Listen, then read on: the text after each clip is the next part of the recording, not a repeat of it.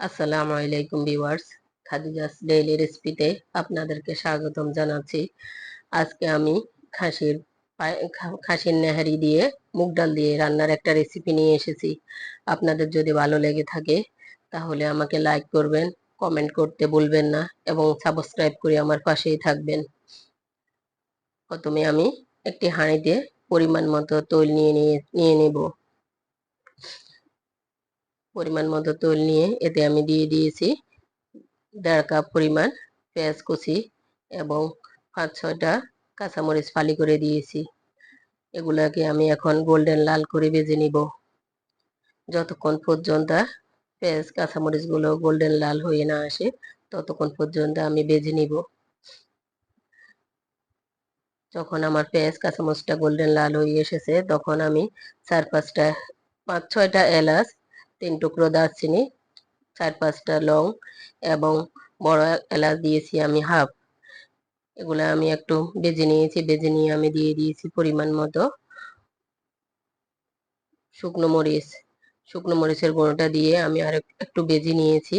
ভেজে নিয়ে এতে আমি দিয়ে দিয়েছি তিন চামচ পরিমাণ আদা রসুন বাটা।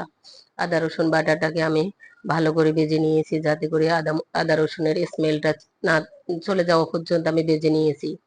ভেজে নিয়ে এতে আমি দিয়ে দিয়েছি হলুদ গুঁড়ো এবং লবণ।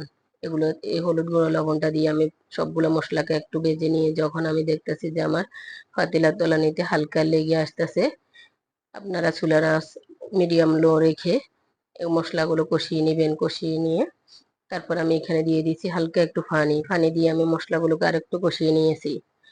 মশলাগুলোর মধ্যে যখন তৈল বেশি উঠেছে তখন আমি দিয়ে দিয়েছি খাসির নেহারিগুলো দিয়ে আমি ভালো করে কষিয়ে নেব। কারণ আপনারা সবাই জানেন খাসির মধ্যে একটা স্মেল থাকে। যদি এগুলো ভালো করে কষিয়ে না নেওয়া হয় তাহলে এই স্মেলটা যাবে না।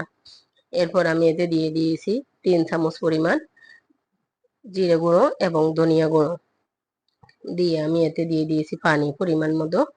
পানি প্রায় 2 কাপের মতো দিয়ে আমি এগুলা কষিয়ে নেব। কারণ আপনারা সবাই জানেন কম বেশি গরু বলেন খাসি বলেন এগুলার নেহেরি সিদ্ধ হইতে অনেকটা সময় লাগে। আমি দিয়ে দিয়েছি 3-4টা তেজপাতা ছেড়ে দিয়েছি আমি। দিয়ে আমি ভালো করে কষিয়ে নিয়ে আবার এই পর্যায়ে আমি দিয়ে দিব পানি। আমি এখানে বেশি ফুটন্ত গরম পানিটাই আমি ইউজ করি, কারণ সিদ্ধ হয় তাড়াতাড়ি। আমি ফুটন্ত গরম পানিটা আবারও দিয়ে দিয়েছি। দিয়ে আমি ঢাকনা দিয়ে ঢেকে আরো রান্না করব যতক্ষণ পর্যন্ত আমার হাড়গুলা প্রায় 80-90% হয়ে না আসবে ততক্ষণ পর্যন্ত আমি রান্না করব। রান্না করে আমি এ পর্যায়ে আমি মুগ ডালটা ভেজে শুকনো হাঁড়িতে ভেজে তারপর আমি ডালটাকে একটু ভালো করে ধুয়ে একটু একটু চাটনির মধ্যে রেখে দিয়েছি, যাতে করে পানিগুলা ঝরে যায়। তারপর আমি যখন দেখতেছি আমার নেহারিটা প্রায় 80-90% হয়ে গিয়েছে তখন এই পর্যায়ে আমি 2 কাপ মুগ ডালকে আমি ধুয়ে রেখেছি। এ পর্যায়ে আমি মুগ ডালগুলা দিয়ে দিব। মুগ ডালগুলা দিয়ে আমি আরো কিছুক্ষণ কষিয়ে রান্না করব।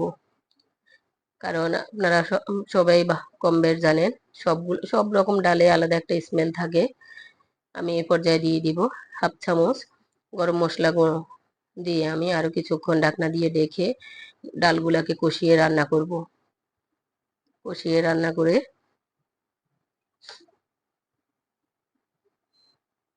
এ পর্যায়ে আমি দিয়ে দিব পরিমাণ মতো পানি। আমার ভালো করে ডালগুলা এবং নেহারিগুলা কষানো হয়ে গিয়েছে। এ পর্যায়ে আমি দিয়ে দিয়েছি পানি। কারণ এটা একটা ডাল দিয়েছি, এই কারণে পানিটা আপনারা ওইভাবে দিবেন যাতে করে একসাথে রান্নাটা হয়ে যায় আর যেন কোনো পানি না লাগে। আর আপনারা সবাই জানেন ডালের মধ্যে পানি একটু বেশি লাগে। ডালটা একটু সিদ্ধ হবে, নেহারির সাথে মশলার সাথে মিশবে। তারপর আমি উঠানোর আগে দিয়ে দিয়েছি 1 চামচ পরিমাণ ভাজা জিরার গুঁড়ো। ভাজা জিরার গুঁড়োটা দিলে এটার স্মেলটা আর একটু ভালো আসে। আমার রান্নাটা প্রায় শেষ। আমি এখন বাগার দিব। আমি নিয়ে নিয়েছি সরিষার তেল। সরিষার তেল দিয়ে বাগারটা দিতে চেষ্টা করবেন। সরিষার তেল দিয়ে বাগারটা দিলে রান্নার টেস্টটা আরো অনেক গুণ বেড়ে যায়। আমি এখন দিয়ে দিয়েছি পাতিলে রসুন। আমি একটা দেশি রসুন কুচি করে দিয়েছি, দিয়ে এগুলাকে আমি গোল্ডেন লাল করে ভেজে নিব। গোল্ডেন লাল যখন হয়ে আসছে এই পর্যায়ে আমি দিয়ে দিব পেঁয়াজ। পেঁয়াজ দিয়ে আমি আরো কিছুক্ষণ ভেজে নিব।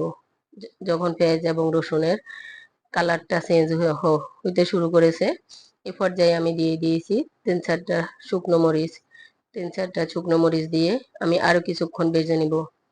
ভেজে নিয়ে যখন আমি দেখতেছি আমার পেঁয়াজ রসুন এবং মরিচগুলা গোল্ডেন লাল হয়ে আসছে এ পর্যায়ে আমি দিয়ে দিয়েছি কিছু আস্ত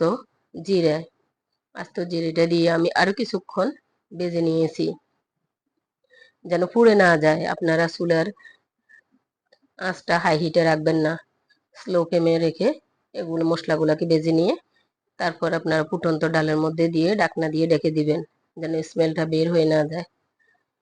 সত্যি আপনারা যদি রান্না না করে থাকেন আপনারা বুঝতে পারবেন না এই রান্নাটা কতটা দুর্দান্ত হয়। আমি দেখতে পাচ্ছেন আমি সার্ভিং ডিশে নিয়ে নিয়েছি, আমার রান্নাটা শেষ। আপনারা এটা রুটি, নান রুটি, পাতলা পাতলা রুটি, বাকি ভাত সবকিছুর সাথে পরিবেশন করতে পারবেন। আজকের মতো এখানে বিদায় নিলাম। আল্লাহ হাফেজ। যদি আপনারা ট্রাই করে থাকেন তাহলে কমেন্ট করে জানাতে ভুলবেন না।